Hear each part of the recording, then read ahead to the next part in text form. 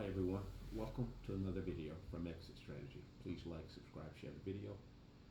Give a thumbs up if you found it helpful. Subscribe if you haven't. Pass it on if you believe someone else would benefit from it. I would truly appreciate that.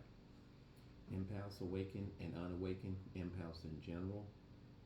One thing that we should never do and resist the temptation to do is to both overly criticize fellow empaths and dumb down the information that empaths per se are giving out to those of us who have been through domestically narcissistic abusive relationships.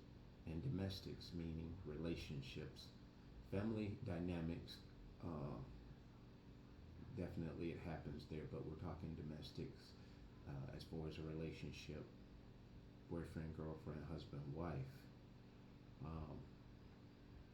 Let's not dumb it down, because you yourself who've gone through this stuff, you understand more than probably anybody else does now that you are awakened. Because most people who are going through it or have gone through it that don't have the insight that you have about this, they are still making excuses why they should continue to give that person another chance, why they should remain in that relationship. That is so one-sided. So let's resist that, guys. I'm not saying that I'm not hearing this anywhere or anything like that. It's just something that was on my heart to just mention, because in the comforts of our home, when we're watching fellow empaths that have such channels like this or platforms in which we are giving information out as to what we experienced and what we've learned and what we're educating ourselves about, and we're just passing this information on to make you aware of it if you didn't know already, because there's always stuff to learn and relearn, because your brain can only process so much and it can only store so much.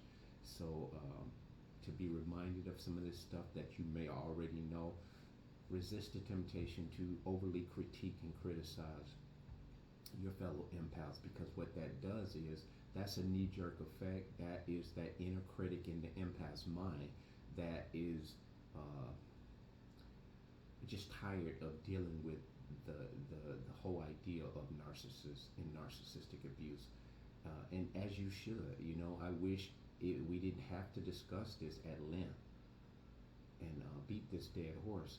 But the thing about it is, and I emphasize this all the time, wouldn't you like to just stay aware while you're in a healthy place?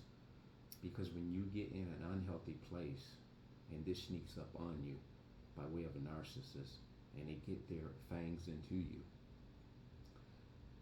there is a strong chance that you may not resort to the critical thinking. You may not resort to reflecting on some of the stuff you already know, because what happens is you get caught in that moment. You're in an emotional state, which breeds panic, anger, frustration, and when you're frustrated, you can't think clearly. So I guess you get my bigger point is that we need to stay in tune and in touch with this stuff at your pace. Don't let anyone push you faster than you need to go. Sometimes you need to take a break away from just the whole subject matter of narcissists and narcissistic personality disorder and the abuse that follows. But you don't want to take too long away from this stuff. You do need to disengage and live life,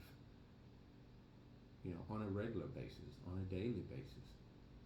But if you binge on this stuff, it won't hurt you. It can only help you in a healthy way. If you approach this in a healthy way, you have to look at it almost as if, like I like to use the example, brushing your teeth. You wake up every day as protocol, wash your face, brush your teeth, grab your coffee. This is just one more thing that has to be added to the empath's life. And it's one of the most important things that you must add to your life, because your life depends on it. Literally, figuratively, spiritually, intellectually, emotionally, You have to understand that this is not something that you chose, it chose you, because you are a chosen one. This thing called narcissistic abuse and narcissism, it chose you. You were marked out for this type of stuff, and because God knew that you could endure it. I don't know, the ins and the outs of why it has to be this way, but it is. I would rather spend my time and my energies just listening to the inner voice, which is the Spirit of God in my life, guiding me and showing me new paths in life, trying to get the best out of life, in a very humble way, and in a way that I can, contribute to this world. And I think that brings happiness and joy and peace to any empath that realizes that you're here for a purpose. You may not know what that purpose is, but it really ain't all about you. It really ain't. And then when we become self-absorbed, whereas we have the mindset as to, I'm out of that situation. I don't want to deal with these demons. I don't want to deal with this stuff anymore. I don't want to hear about them. I just rather just go ahead and live my life. That is the worst dismissive statements that we can make to ourselves. We're doing ourselves a disservice.